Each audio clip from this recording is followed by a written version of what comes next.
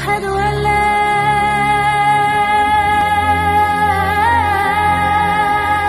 إله إلا الله. الحمدللہ رب العالمین والصلاة والسلام علی اشرف الانبیاء والمرسلین نبینا محمد وعلی آلہ وصحبہ اجمعین، اما بعد۔ تمام تعریفیں اللہ رب العالمین کے لیے ہیں جو ساری کائنات کا خالق اور مالک اور وحدہ لا شریک ہے۔ نبی کریم صلی اللہ علیہ وسلم پر درود و سلام نازل ہو۔ جیسے کہ آپ جانتے ہیں کہ ہم نے دروس کا یہ سلسلہ شروع کیا تھا کہ ایسے کون سے اعمال ہیں کہ جو انسان کو جنت میں داخل کروا سکتے ہیں یا جن کے کرنے کی وجہ سے آدمی جنت میں داخل ہو سکتا ہے،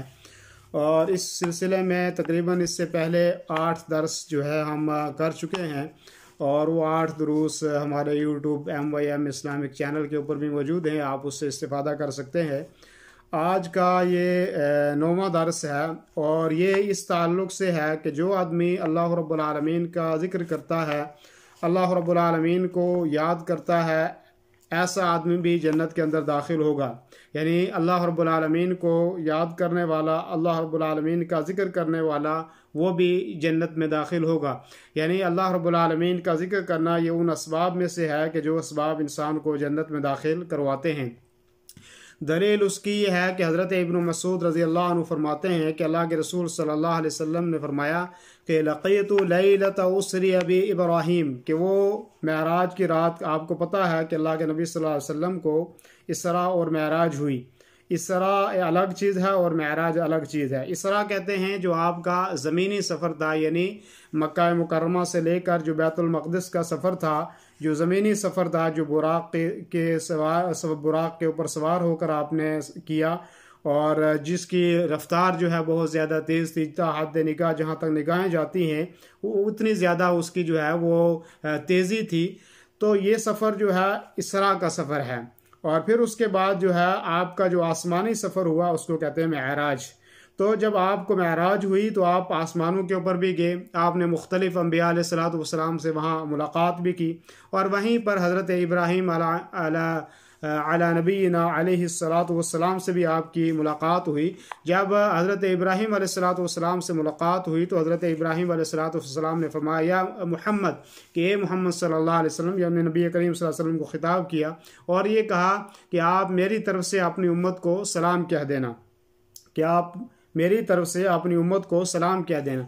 اور اس کے بعد ان کو یہ پیغام دے دینا کہ وَأَخْبِرْهُمْ أَنَّ الْجَنَّةَ طَيِّبَةُ التُّرْبَةِ، ان کو یہ خبر دے دینا کہ جنت کی مٹی پاکیزہ مٹی ہے، اور جنت پاکیزہ ہے، اور عُذْبَةُ الْمَاءِ، فرمایا کہ اس کا پانی جو ہے وہ بہت میٹھا ہے، وَأَنَّهَا قِيعَانٌ، اور اس کی زمین جو ہے وہ برابر زمین ہے۔ قیعان کہتے ہیں ایسی زمین کہ جو برابر زمین ہو اور جس کے اندر کوئی درخت وغیرہ نہ ہو، یعنی بہترین قسم کی زمین جس کو آپ کہہ لیں جو فصل کے قابل ہو، اور جس زمین کے اندر فصل کی جا سکتی ہو، جو زمین فائدہ دینے والی زمین ہو، جس کے اندر اونچائی نیچائی نہ ہو بلکہ مستوی زمین، برابر زمین ہو، ایسی زمین کو قیعان کہا جاتا ہے۔ تو حضرت ابراہیم نے سب سے پہلے یہ کہا کہ آپ اپنی امت کو سلام کہیں، اور اس کے بعد کہا کہ آپ یہ ان کو بتا دیں کہ جنت جو ہے وہ پاکیزہ جگہ ہے، اور اس کا پانی میٹھا ہے، اور اس کی زمین برابر زمین ہے۔ وَأَنَّ غِرَاسَهَا، اور یہ کہ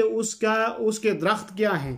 اس کے بارے میں وضاحت کی حضرت ابراہیم علیہ السلام نے کہ اس کے جو درخت ہیں، اس کے جو پودے ہیں وہ یہ ہیں: سبحان اللہ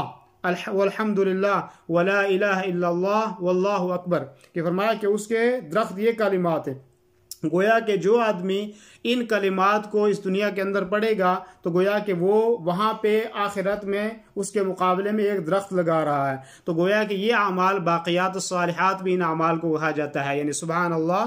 الحمدللہ ولا الہ الا اللہ واللہ اکبر، یہ ایسے کلمات ہیں کہ جن کے ذریعے سے یا جن کے پڑھنے کی وجہ سے آپ کے لیے جنت کے اندر درخت لگائے جاتے ہیں، پودے لگائے جاتے ہیں۔ سبحان اللہ کا مطلب اللہ کی پاکی بیان کرتا ہے آدمی، اور اللہ رب الحمدللہ اور اللہ کی تعریف بیان کرتا ہے، اور اس چیز کی گواہی دیتا ہے کہ اللہ کے ساتھ حقیقت میں کوئی معبود نہیں ہے، اور اللہ کی ذات بہت بلند و بالا ذات ہے، بڑی ذات ہے۔ ایک دلیل تو یہ ہے کہ اللہ رب العالمین کا ذکر کرنے والا آدمی جنت کے اندر داخل ہوگا، اور اللہ کا ذکر اسباب دخول جنت میں سے ہے۔ اور دوسری دلیل جو ہے وہ حضرت جابر رضی اللہ عنہ فرماتے ہیں کہ اللہ کے رسول صلی اللہ علیہ وسلم فرمایا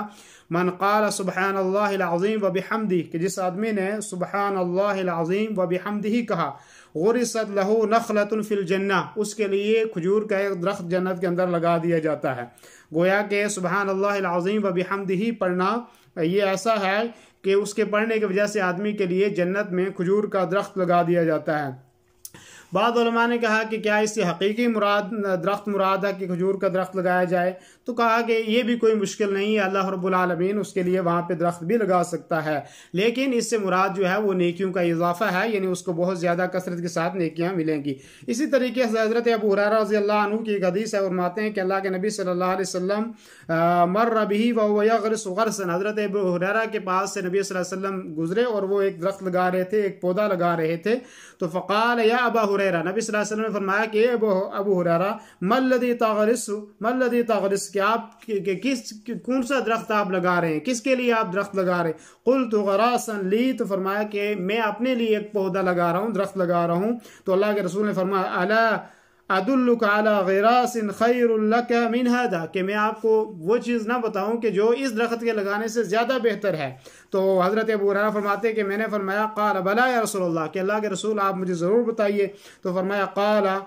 تو اللہ کے رسول صلی اللہ علیہ وسلم فرمایا قل سبحان اللہ والحمد للہ ولا الہ الا اللہ واللہ اکبر، فرمایا کہ یہ الفاظ تو کہہ، سبحان اللہ والحمد للہ ولا الہ الا اللہ واللہ اکبر، یغرس لک بکل واحدۃ شجرۃ فی الجنہ، کہ ہر ایک تسبیح کے مقابلے میں تیرے لیے جنت کے اندر ایک درخت لگا دیا جائے گا۔ تو ان تمام احادیث سے اس چیز کی فضیلت ثابت ہوتی ہے کہ وہ آدمی جو اللہ رب العالمین کا کثرت سے ذکر کرتا ہے، اللہ رب العالمین اس کو جنت کے اندر داخل کرتا ہے، اور اللہ رب العالمین کا ذکر کرنا یہ جنت کے میں لے جانے والے اعمال میں سے ایک عمل ہے، اور اس میں سے وہ چیزیں بھی بتائی کہ کون سی چیزیں جو جنت میں جانے کا ذریعہ بن سکتی ہیں، اور اس کے بارے میں بتایا کہ یہ سبحان اللہ والحمد للہ ولا الہ الا اللہ واللہ اکبر، اور اسی طریقے سے سبحان اللہ العظیم و بحمدہ یہ آدمی پڑھے، اور ان چیزوں کے پڑھنے کی وجہ سے آدمی جو ہے وہ جنت کے اندر داخل ہو سکتا ہے۔ اللہ رب العالمین سے دعا ہے کہ اللہ رب العالمین ہمیں اہل جنت میں سے بنائے، اور اللہ رب العالمین ہمیں ایسے اعمال کرنے کی توفیق عطا فرمائے کہ جو جنت میں داخل کرنے والے اعمال ہوں۔ وصلی اللہ وسلم علی نبینا محمد وعلی آلہ وصحبہ اجمعین۔ دینی رہنمائی کے لیے ہمارے چینل کو سبسکرائب کر دیجئے اور گھنٹی کے نشان کو دبا دیجئے تاکہ آپ کو مزید قیمتی ویڈیوز ملتے رہیں۔ جزاک اللہ خیر۔